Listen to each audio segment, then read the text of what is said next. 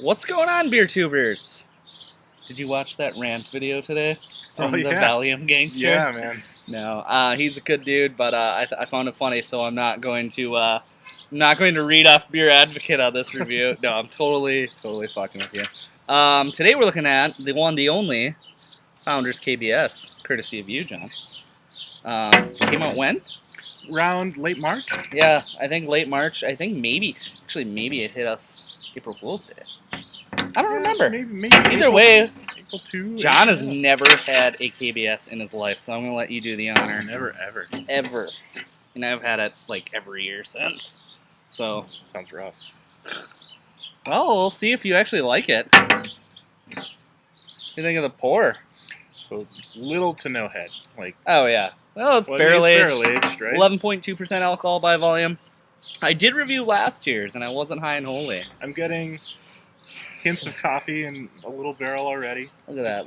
Lacing is nuts. Alcohol the legs eggs are just huge. Yeah, definitely. It poured out opaque. Well, not even opaque. Semi-opaque. Yeah, you can just get a little bit of ruby when you hold it up. Yeah, ruby brownish undertones. Let's get the nose on it. Yeah, it reminds me so much of McKellar Beer Geek Brunch. It's not even funny. I mean, the coffee is really forward. Because this is coffee added, right? Or I believe coffee added. So they age it in bourbon barrels in the caves under the brewery. And then I believe they must add coffee to the barrel. I would think. It's prevalent, for like sure. Right before bottling. Yeah, there's a lot of... it's coffee dominant. A lot of chocolate. I mean, tons and tons and tons and tons of chocolate. Well, they did put it in there, so you would hope. Yeah. Kind of like Baker's Cocoa. Layers of different chocolate. No, it's some milk chocolate. Hints of dark chocolate. Yeah, and they all seem to be kind of even. Yeah. Yeah, definitely. Yeah. It's not well integrated one chocolate note. Yeah. There's some nice roasted malt complexity where you get that Imperial Stout typical roasted malt. Mm-hmm. I pick up on some fusel alcohol towards the way end. Yeah, it's just straight up ethanolic. I mean, kind of like high proof vodka right towards the end there. I mean, the barrel's not doesn't come screaming out at you on this one. Yeah, I mean, this is a barrel aged beer, and I don't really get. I'm getting more just like little bits of like tannic characteristics. Yeah, there's some tannic oak. There's subtle vanilla tones, but I really wish it had like some barrel character like Firestone Walker Parabola. That last one I opened with the coconut and the macaroon, all that. The nose on that was impeccable. Sorry. Oh, indeed. Well, I think enough babbling about it. Let's taste it. Cheers, guys. Thanks for joining us.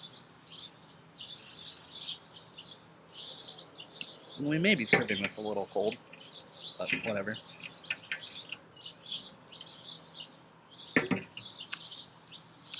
The barrel's more prevalent in the mouth for sure. A lot of oak. Good amount of whiskey. And then the vanilla comes out at kind of like the end. You get a little bit of the whiskey, then the oak is big in there. Yeah. And what's really nice is the coffee integrates so well in this beer. It's omnipresent. Like, you get coffee at the start, you get coffee in the middle. Yeah, and I would say primarily the coffee leads. Because everything else seems to be coming into the middle to end of them. Yeah, the more you kind of like chew on it, you get a nice oak character. Which goes really well with that Baker's chocolate you were talking about Definitely. earlier. But I'm still not picking up on any complexity from the barrel aging. No. It doesn't add a lot of... you can pick out the flavors here pretty easily. Right. And I will say that there's slight whiskey notes, but I don't really get a big, overwhelmingly letting you know it's their bourbon note. No, that may be a good thing. I mean, these Founders was really the first guys in the game to make a barrel-aged stout in this kind of production level. Before Bourbon Counties and before the...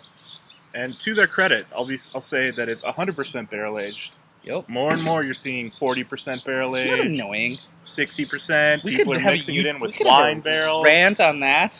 Is that a shot at Boulevard? Abyss. Oh, God. Don't even get me started on Abyss. Good housewarming gift, mind you. But props to someone who still manages to age all of their beer in a barrel. In a cave, like under the brewery. That's cool. It's cold aged, and maybe that's another thing. You know, temperature barrel aging doesn't bring out some, like California, Firestone Walker's barrel rum. I can't imagine is 50 degrees cellar temp. Definitely. Probably in the 70s. Yeah, I don't know. This is good. It's a little biscuity at the end. Mm-hmm. You know, for $20, for how hard it is to find, this is the single bottle you got. One. You had to chase it to get it. I had to know a guy. You had to know a guy. That's what the level of hype this beer is demanding, and that's the whole problem with KBS. I don't think it's really that worth it. I would rather buy Backwoods Bastard. Fresh Yeah. Backwoods Bastard It's so good. is one of the best barrel-aged Founders beers. And Curmudgeon this year was pretty good, too. I didn't have it. think I need got to. some. All right, guys. Well, I think score-wise on the KBS, all things considered, and when I say all things considered, I say price, availability, taste, overall impression, comparison to other beers on the market, I'm going to slight it. I'm going to go an 88. An 88. Yeah. Okay, I was gonna go a 90. Okay. I understand your frustration. I was thinking if I could get this 9 months of the year, I'd pick this over like a New Holland's Dragon's Milk every time. No problem. Yeah, there's no question about that. But I mean, that's your year-round BA beer, though. Yep, that's true.